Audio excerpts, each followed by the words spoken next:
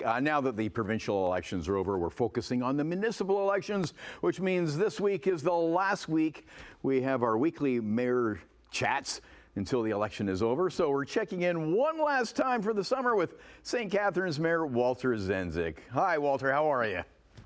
Good, Bob. And I think this will be my last time because as we head into the municipal election, I won't be running for mayor. So before, right off the top, I just want to say thank you to you and Annette and the entire morning crew. For the last 2 years, you allowed us as elected representatives to reach our communities about the pandemic, and it really turned into an opportunity to tell the stories of our communities. And so you have left an indelible mark on our communities, and I will say that the CH Morning Live is the best. Are we recording this? Show to watch. Yeah, you better be. You're in our promo now. And I could say that, Bob, because the amount of people who reach out to me after doing these segments, I knew it was popular before COVID, but during COVID, and what I've come to learn is so many people watch this show because they want to be informed of what's going on around them, and it's because of you and your crew. Oh, you got 10 minutes to stop this, Walter. No, we really appreciate that. But the feedback we get from these segments, and we really appreciate you carving out the time in your busy day to share your thoughts with us. Actually, I wanted to get your thoughts too, because I was actually on holidays, but last time you were on, it was election day, right? Right. Yeah, for the provincial election. So I just wanted to. So we only one Niagara MPP is actually in government. Is that out of four? Is that how much of a disadvantage is that?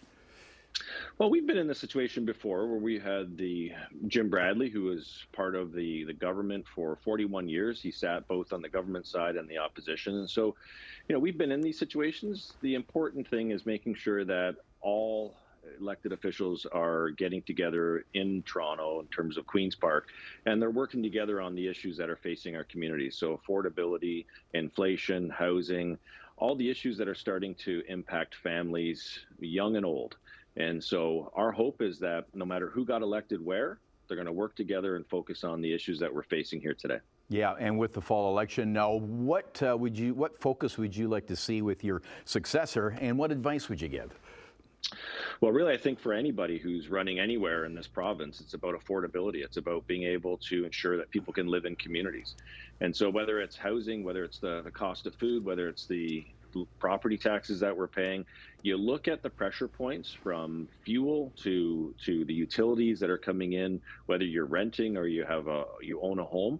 All of these pressure points are becoming more and more of a concern for so many people in our community. So I think what you're going to see in the municipal elections, much like you saw at the provincial election, is affordability is going to be a key, and you're going to need to look to find those who actually have concrete plans and ways forward, rather than just talk about cutting taxes or whatever. It's got to be about what is the plan to address affordability, and it's a complex issue. So you got to make sure you're listening to the candidates as they come to your door. Yeah, big issues. A smaller one, but well, not for commuters. Ontario Street. Worst road in Niagara region, of course, that's the poll from the Canadian Automobile Association. So what are the plans there? Well, it is a regional road, so maybe you could ask Chair Bradley tomorrow. No, Yes. Just kidding. I'm kidding. It is a road that's designed for reconstruction. So it is a road that leads into Port Dalhousie. I know exactly where the residents are talking about. So we have the 2024 World Rowing Championships coming. So that is the street that's being designed to be reconstructed next year in advance of the World Rowing Championships, where we're going to have 3,000 athletes and their families coming to our community. So the region is already committed to rebuilding that road next year, and the city has contributed funds to making sure that it's got bike lanes, it's got sidewalks, all the things that we're looking for in new and improved pedestrian Big roadways. Improvements on the way. Okay, and also on the way, on the road, the torch for the Canada Summer Games, and that's pretty exciting. I know in your State of the City address, you talked about the economic impact to this thing. And it's going to be a huge economic impact. So when you talk to the hoteliers here in Niagara, they are full for pretty much the end of July until the middle of August. And so you look at the impact of these games, and not just the games themselves, but the legacy. So being there at the torch lighting in Ottawa, getting anticipation for our community. This is going to be the largest sporting event we've ever held in Niagara. And so the economic benefit, the social benefit, is that once in a lifetime generational opportunity. Absolutely. It's going to be a great summer. We're going to miss you, though.